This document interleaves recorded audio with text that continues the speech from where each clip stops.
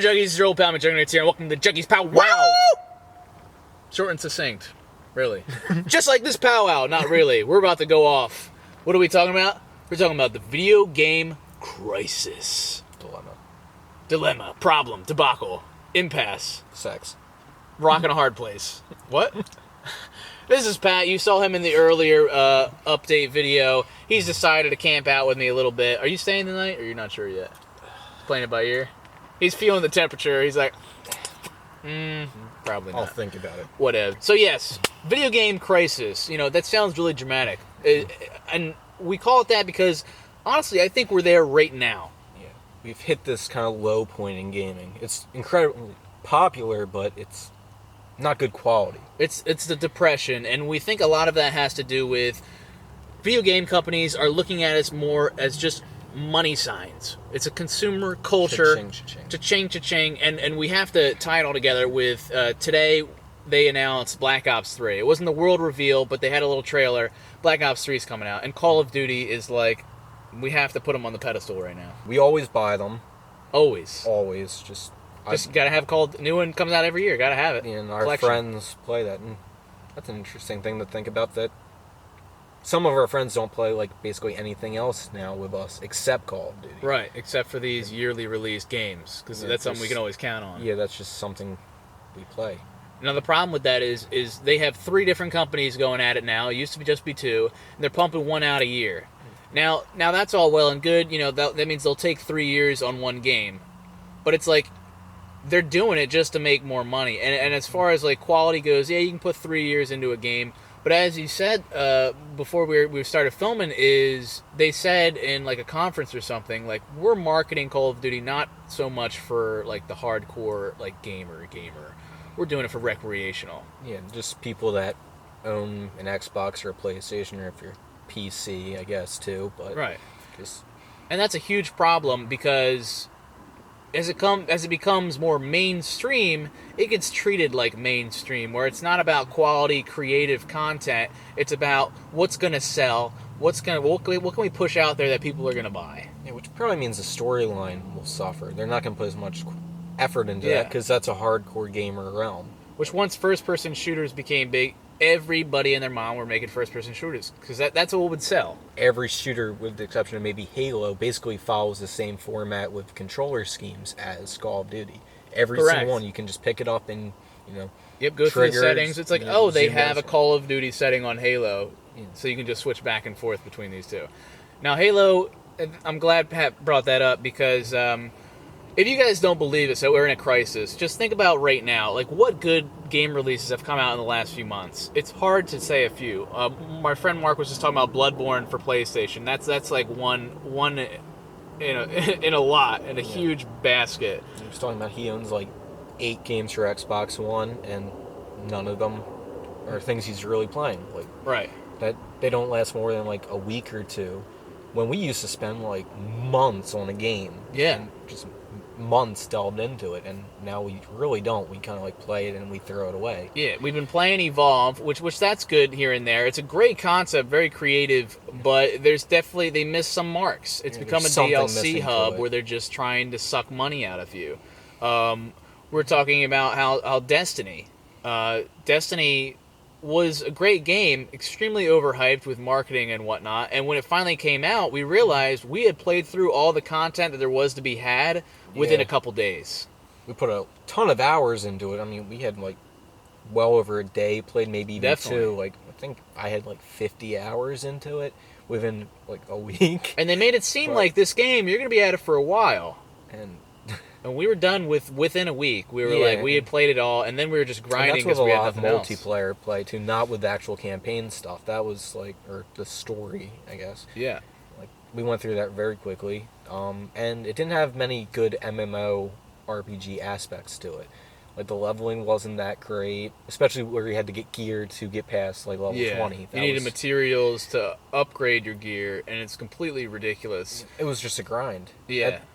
That's all it was. It wasn't like you're, like, even with, like, the king of MMOs, WoW, like, it was a grind, but at least you were doing quests when you were grinding. At least there was something to do while you were doing it. which we found ourselves coming back to World of Warcraft within the last month or so, just because we're in a drought, we're in a depression. There's nothing really out there to play that's good. So we're finding ourselves, as we got older, we're looking for that nostalgia, that good quality fun that we used to have, and WoW was one of them.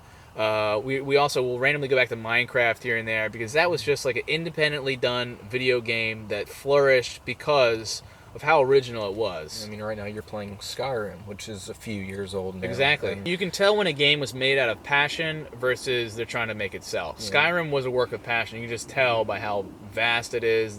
The amount of details in it are unbelievable.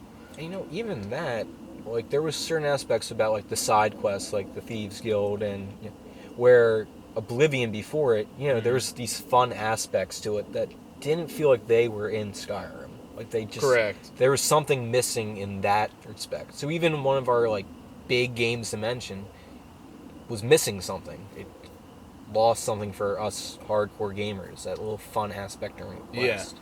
Now, and as hardcore gamers, we're talking about nostalgia and whatnot. We're talking about the current state of gaming. We look at a few different titles just as of recently. We looked at Halo the Master Chief Collection, which when you first look at that, okay, that's a reboot of 4 games we've already had. And not only that, but when it was released, there were so many bugs, glitches, and server errors that was ridiculous. It was unplayable. The running gag is people ask, is Halo fixed yet? It's been like 6 months, which is unreal. And there's still little problems with it. It's better. It's a lot better. Yeah. We played it recently, but it's still not perfect. And why did that come out? That's because Next Gen decided not to do backwards compatibility, so you can't play all your old games, which was a big fuck you to all the fans. And then they said, you know what, we need a big Next Gen title. We don't have anything because we're not making anything right now. We don't really feel like we just wanted something that sells. Let's put out... They couldn't wait for Halo 5 to come out or Halo Guardians. They wanted to make money the year before, and that's... Yeah, which was a huge problem, the fact that they're not only doing reboots, but the backwards compatibility, I can't get over that. No. Like that, we have huge 360 collections. That was a problem with 360 initially, that they didn't have everything, but they at least attempted to start bringing stuff in, and they did bring a lot of games in. They did. Especially big stuff, like at that time, titles. like Halo 2 was probably one of the first they made backwards compatible. Yeah. But now they're basically, like, there's no talk about it. Or at least I haven't heard anything that they're planning to make it possible to play 360 games. And then with the 360 was a great console. It had a great long lifespan. I remember during the later years of the 360, we're wondering when the next generation console was going to come out. What, 7 years old? Yeah, that's outdated technology. We found out the one was coming out. We're like, okay, that's an interesting name for it. And we're Xbox 360 one. We were really excited about it, and then it came out, and it's that new feeling. But as we've gotten used to it, it's like there was no need for it. We needed a next gen, but not one that's so freaking similar to what we have. It's the same thing, just worse, really. The 360 was very easy to maneuver around. Yeah. I find these apps and snapping, it's just really... Everything is an app, which means, like, the apps, if that's flawed, you can't use it at all. Like, at least before, everything was kind of, like, connected together. It was all part of the same system. I find myself hard resetting at least once a night. Yeah, it's pretty common. And weird glitches, too. Like, sometimes the controller just doesn't work. And, like, did my controller break? Party chat issues. Party chat every doesn't time. Work. Like, even the adapter to plug your headset in, I've gone through 2 already. I need to get a 3rd one. Yeah, I had the original headset that it came with. That broke. Had to buy that. Then I went with a stereo headset, which has had problems with the adapter. Oh, and guess what? You can only get these things through Microsoft. Microsoft's the only person that sells this type of adapter, so you have to give them more money, and that's what it's all about. They I can't charge you, what, $25 for a wire and a little like plug-in thing. And the wire breaks like very easily. Another game that released that had bugs and stuff. We're talking about AC Unity, Assassin's Creed Unity. The Assassin's Creed franchise is another one that just kind of like, let's pump out a game a year, and then last year 2 games. 2 games in one. One for the 360 and one for next gen stuff. Another interesting thing with the whole consumption versus investment, because what we want is investment. We want investment from the creator's standpoint. We want them to really put their heart into their work, and we want investment from a gaming side. We really want to believe and love these games, but we can't when all we see is green. And And I think to better illustrate this is mobile games. You know, people are classifying gamers as even people who play Candy Crush and Clash of Clans, which, don't get me wrong, I played both of these games, and they're all well and good, you know, if you're standing in line or just waiting for something. They're good for killing time. Killing time, exactly. That's basically what they're for. And these free-to-play games, they have these in-game purchases where we're starting to see that more and more, and it's like... And it's $1 working. here, $1 there. Or spend $100 and you can get like a ton of gemstones or diamonds or whatever the currency is. And the only way to compete with some of the big guys in these games is to pay for stuff, because that's what they're doing. Yeah, if you're getting big in certain games like that, you spend a ton of money, and it doesn't even get you that far. You could spend $100 and only go up like 2 levels in some kind of castle building game. And next thing, and then once you invested some money in it, you're like, well, I already got some money in it, I got to keep going. I got to be the best. Next thing you know, you're paying more for a free-to-play game than you would have a purchasable game. Yeah, and it's on your phone. And it's on your freaking phone. You're going to have eye problems, back problems. We're seeing this money snatching across the board. Like PlayStation, I can't say much because I'm not a big PlayStation gamer. I do see, though, with the whole backwards compatibility with PlayStation and just how next gen has been. And with Wii U, you know, you got to commend Nintendo for, you know, they're always a little innovative. Like with the Wii U gamepad, that's a great idea, still motion control and whatnot. But what I've noticed is recently with the whole YouTube thing, and I have to tie it in, Nintendo's going in and snatching up people who monetize Nintendo gameplay videos. Nintendo says, hey, we want some of that revenue because you're showing our game. Which I can understand that, but at the same time, you're getting free promotion, free publicity for a game that kids aren't going to buy. I was talking to my cousin not too long ago. He said he picked up a game because he saw his favorite YouTuber playing it. And that's probably a thing, but that just shows the money grubbing that's going on with these big gaming corporations. And honestly, with the Wii U titles, you know you're going to get a Mario title. You know you're going to get a Zelda title.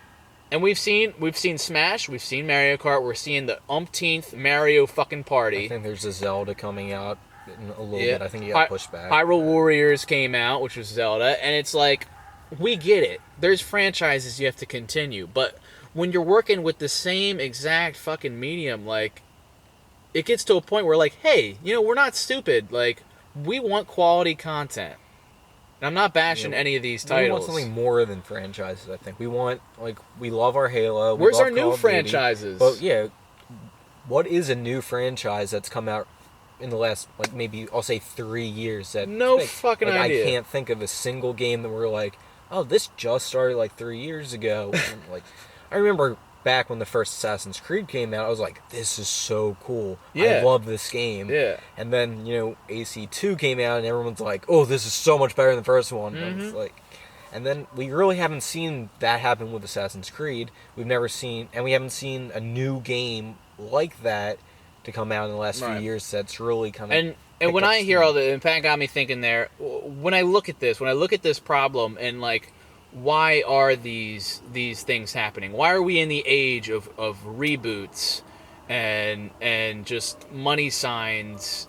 Reboots, sequels, that's what I was looking at. Reboots and sequels and whatnot. But then I look at the culture, and I look at us as a society, and I look at the movies as well. We're seeing reboots. We're seeing based on books. We're seeing based on comic books. We're seeing based on. And we have reboots like Jurassic Park, Mad Max. Yeah, sequels coming. Terminator, I think, is a reboot. Yeah, exactly. Like, Expendables 3 or whatever. Fast Furious 7. But when you hear a number like 7, like, once again, I'm not bashing these things, but it makes you think. That's a lot of movies. And Star Wars Episode 7 is coming out. Exactly. And when you hear this, it's like, it's laziness. It's laziness, and you know why this is all happening? It all ties together is just where we're going with the internet, where we're going with our cell phones, this idea of instant gratification. We don't feel like investing. We don't feel like focusing. We just want the benefits. We want the rewards. And that's what it's all about. You know what it is? They don't want to take a risk on something new. They know this is going to sell. They know that,